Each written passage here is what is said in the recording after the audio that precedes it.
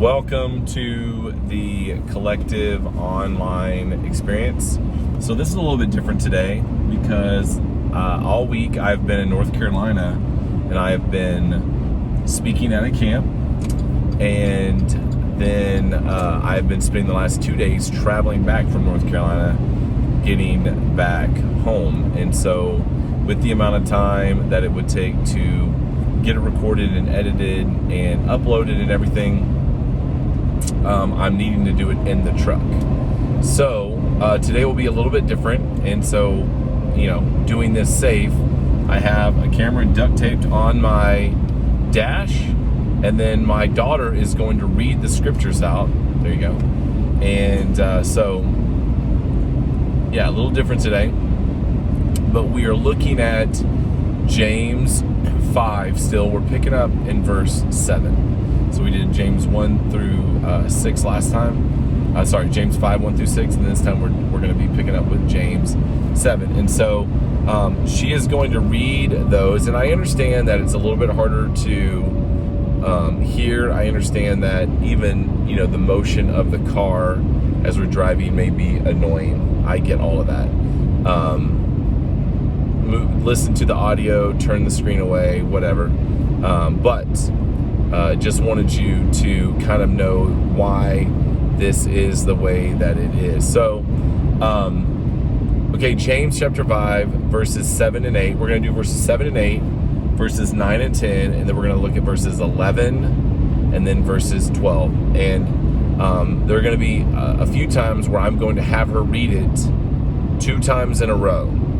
So she's going to read it loud and she's going to read it slow, verses 7 and 8, and I'm going to have her read it 2 times in a row. If it helps you, because of the format that this is in today, to get your Bible or to pull it up on your phone, then that may be possible too. So this is verses 7 and 8 out of the English Standard Version.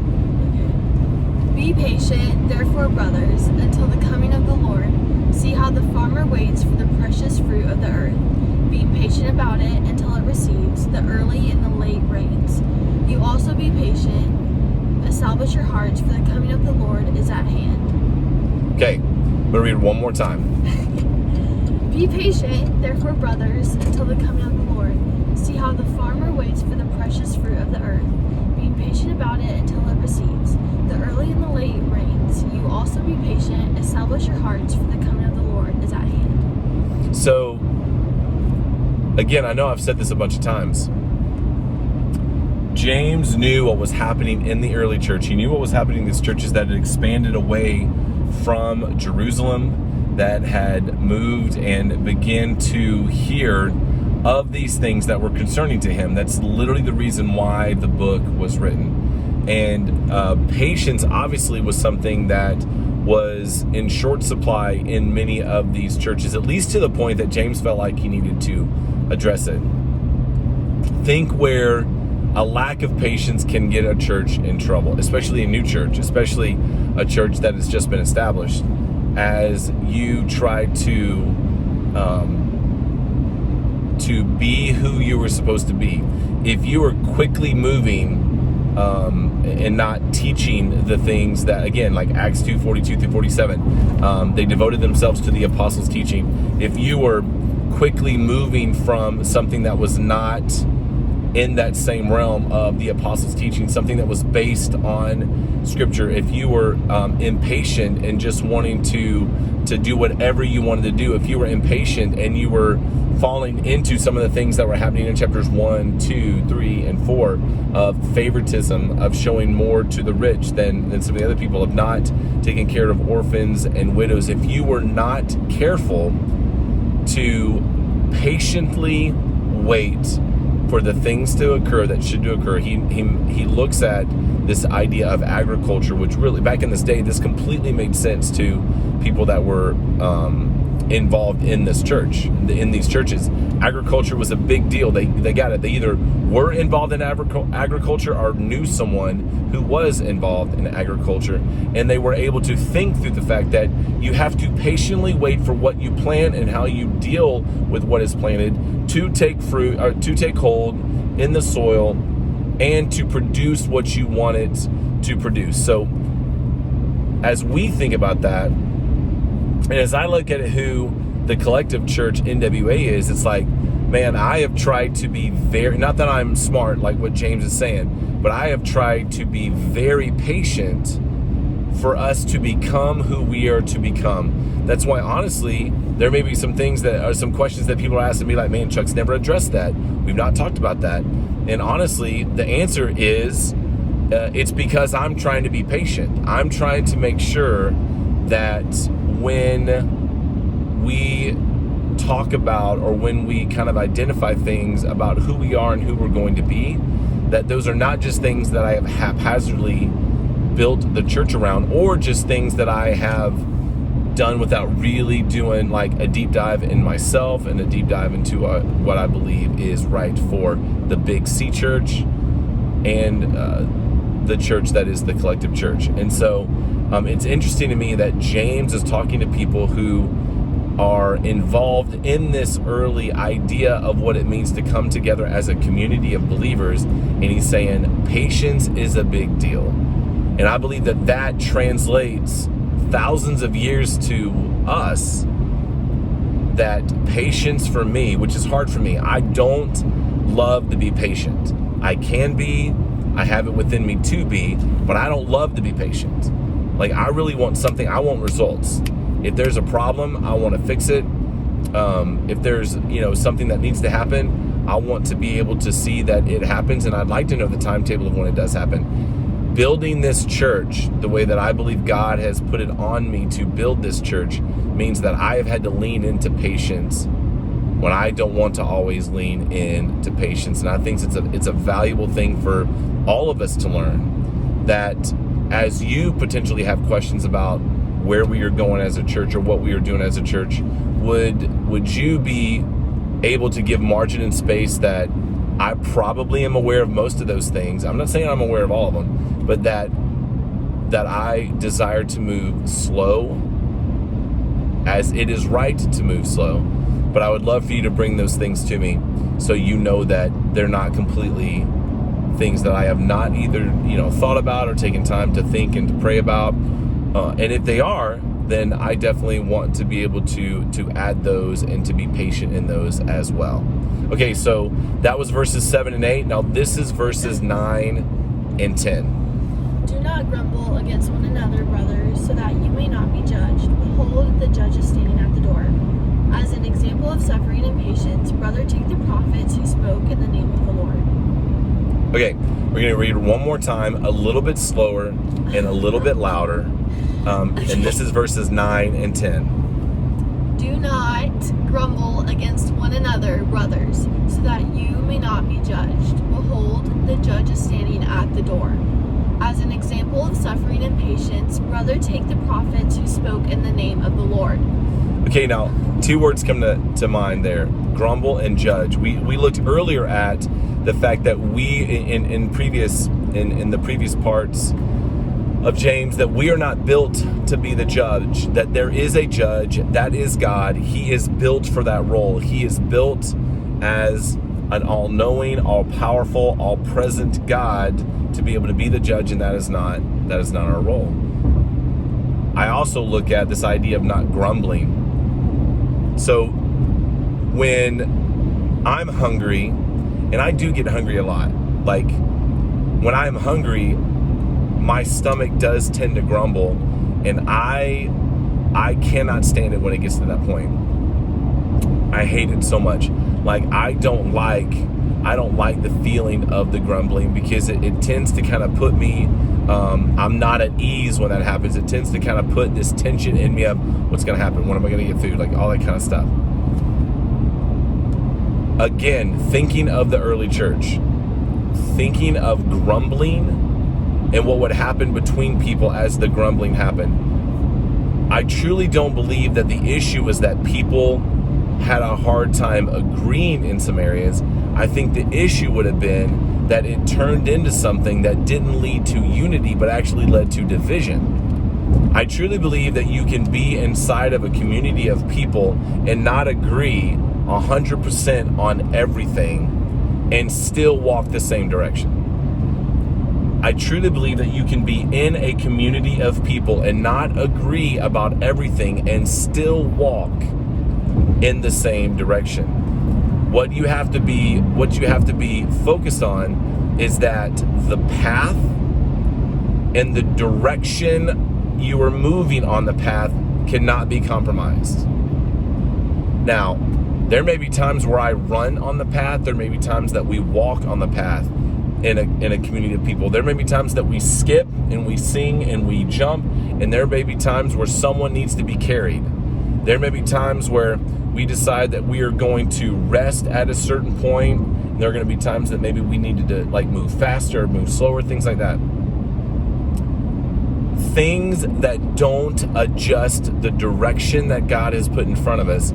I believe that you can have instances where you want to talk through things and maybe don't completely agree on everything, but it doesn't have to compromise the direction, the path that we are obediently moving toward. And I believe that James knew that this grumbling that he was talking about, that this grumbling was a beginning to affect the journey. It was a beginning to affect the ability to move obediently.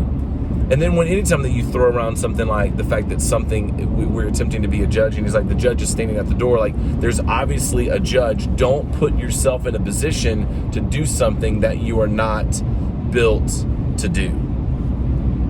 Think about the way that could affect the early church and a church today, that grumblings, instead of being able to move forward in the same direction in obedience, began to get people off the path and off the desired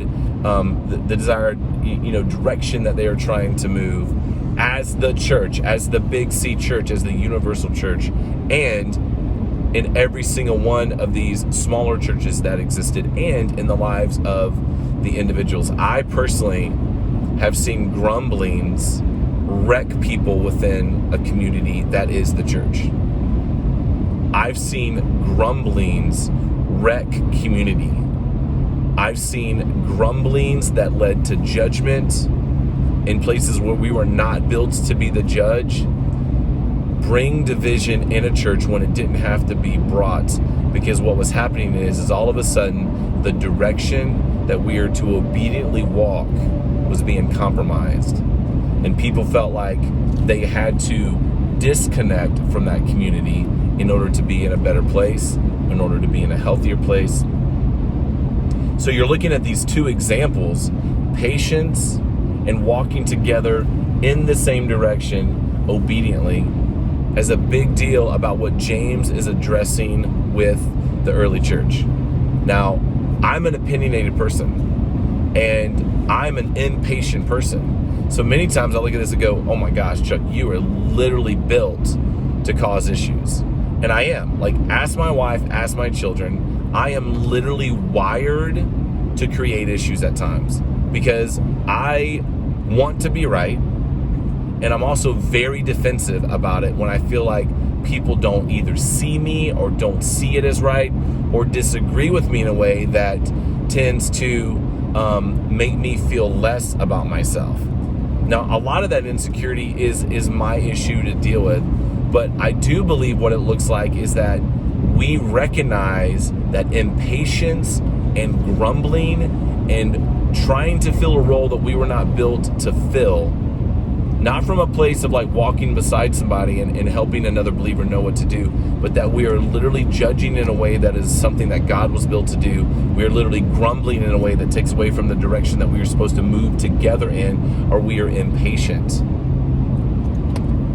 We probably all have some idea of an example where we have seen it hurt a body of believers. And what I would like to do is lean into patience and lean into, when things do come up, that we have a foundation that we're going to walk together in the same direction obediently, and we will not compromise that, and we will fight for that unity and for that connectivity. Okay, now we're going to read verses 11 separately, and we're going to read verses 12 separately. What's hard for me is, obviously, as I prepared for this time, is I can't have notes in front of me. And so please know that this may be a little shorter, just in that I don't have my notes in front of me. And so I want to make sure that what is being read is at the forefront. I want to make sure that that's important, that we're following what it is. And so if this is a little bit short, it's just because anything that I may have done in prep, I don't have that in front of me. And often when you do, it can be a little bit longer. So I also wanted you to know that I'm not looking at notes, because this is a lot safer with me not doing that. Okay, this is verse 11 separately, and then we'll look at verses 12 separately. And again, we're going to read it loud and slow 2 times in a row. Behold, we consider those blessed who remain steadfast. You have heard of the steadfastness of Job, and you have seen the purpose of the Lord, how the Lord is compassionate and merciful. Okay, one more time. Behold, we consider those blessed who remain steadfast. You have heard the steadfastness of Job, and you have seen the purpose of the Lord, how the Lord is compassionate and merciful. Okay, so that word steadfast to me is, I've kind of seen one word picture and one definition that I really want to tell you about. There's an idea of steadfastness, that you have your feet planted firmly in place and you are prepared for any blows that come. So there's this idea that you are set in place and you are prepared to stay planted firmly where you are.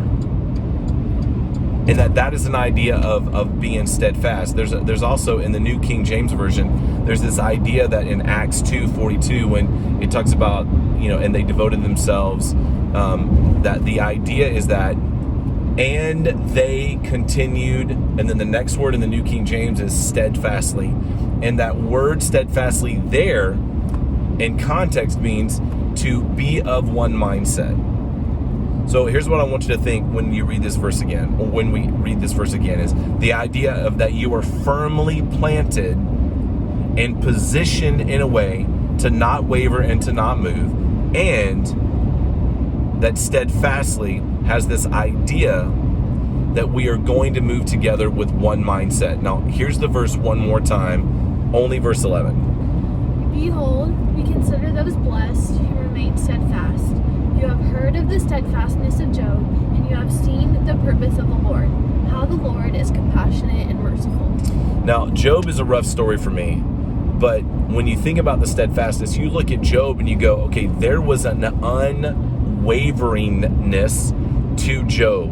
Now, it doesn't even matter if you struggle with the story, don't struggle with the story, if it's a hard story to kind of take in. What we know from reading and looking is that there is an unwavering with it. We know that there was this idea that he was so committed to God that he was not going to turn against him. I also love this idea that in the church, in the early church, that as James is talking about being steadfast, about steadfastness, that there's an idea that those that were reading that had to evaluate, are we moving together with a single mindset? Is that we're moving, even as we may have some instances that cause us to disagree, are we moving together toward the direction out of obedience? Are we steadfastly in one mindset moving together? And are we doing it in a way that's firmly planted in what we know? That's what I want for us as a church. That's what I want for us, is that as God is leading us, and as I communicate things to you, that you know, and that you are excited and can celebrate that we are moving together. Maybe not always agreeing on everything, because I just think that that's impossible. I think if we were a bunch of different types of people that came together and we're going to do everything the same way, that is scary and dangerous. And so I love the fact that we're different people with different backgrounds and different mindsets and different giftings and different creativity, and that we get to move together steadfastly with a single mindset, even if we don't always want to do it or think we should do it the exact same way, and completely agree 100% that it doesn't change the direction that is put in front of us.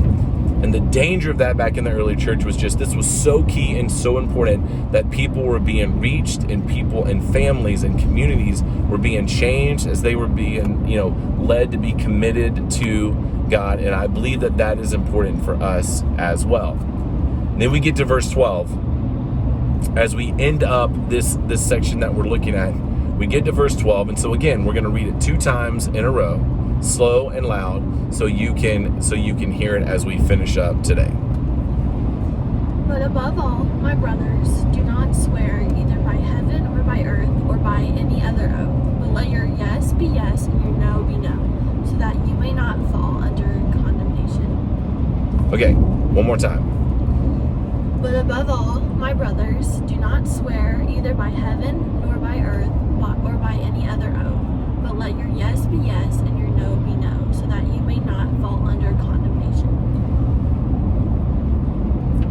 In the church, communication had to be a big deal. Like, communication had to be something that was like, this is important, that as we do these binding oaths, or as we do these other types of oaths, that when it says swear there, this has nothing to do with profanity. And I feel like half of James, I feel like there's times I'll be like, okay, this has nothing to do with profanity. But that there's this idea that what we are coming together to do, what we are covenanting together to do, what we are promising together to do, what we are committing to do, is we've got to make sure that we are doing that in such a way that when we agree to do it, that we are committed and covenanted that we are going to be able to do that together. That there were examples in the early church, and this is why James was even writing this book, of what he had heard, what he had experienced, what he had seen, and what he had heard, is that people were not living by the promises and the commitments that they had made, and that there were issues that were happening in the church because of that. Let your yes be yes and your no be no.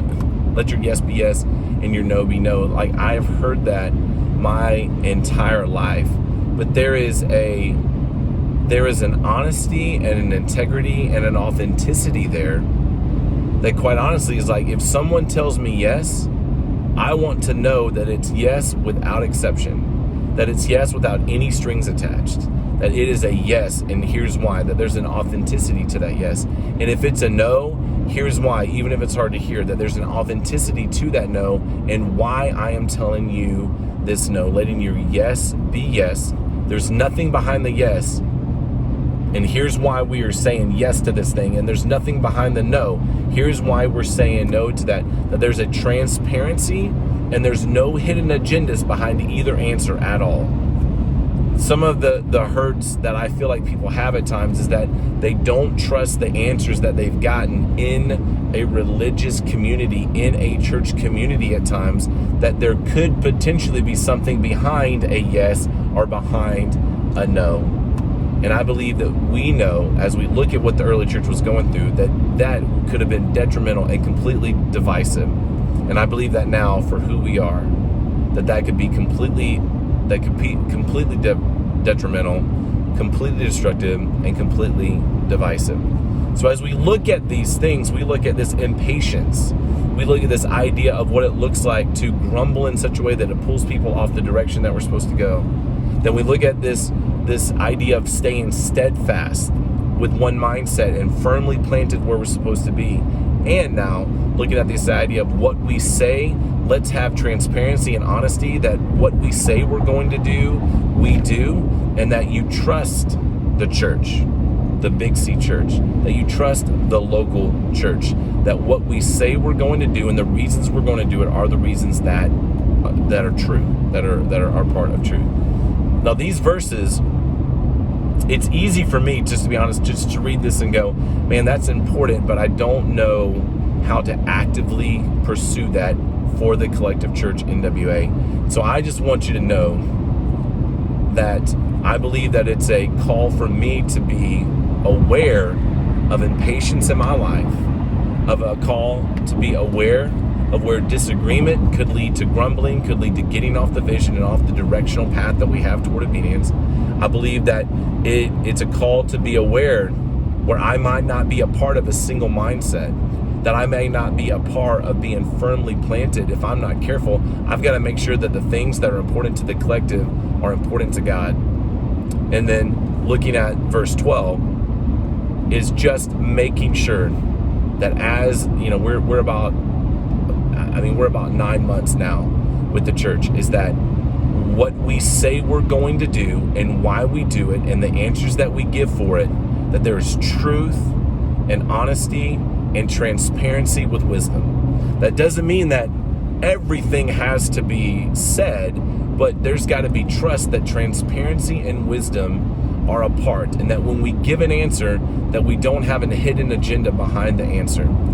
So as you walk through these small group questions today, and as you discuss, whether you're by yourself and thinking through it, or you discuss with someone else that's there with you or in your chat, I pray and hope that it will give you an opportunity to really evaluate those kind of 4 sections in your own life as well, in the life of a church, how that could be affected, and really get curious with the way that you interact with these ideas of patience, or with grumbling, or with being steadfast, or letting your yes be yes and your no be no. Like what you say, let it be something that is true and authentic. And I, again, just want to remind you too, July 11th, we're going to meet together at the Big Red Barn. I'm excited about the stories that you're going to hear. I'm excited about what I get to share, the song, you know, worship through song. I'm excited about just hanging out and eating afterwards. So you guys have an incredible Sunday today, and I cannot wait to see you again. I know today is July 4th, and I didn't even say anything about it. Like, happy birthday to America, and just appreciate the fact that we get to be a part of this today. I will see you guys next Sunday, and I cannot wait to be a part. Bye!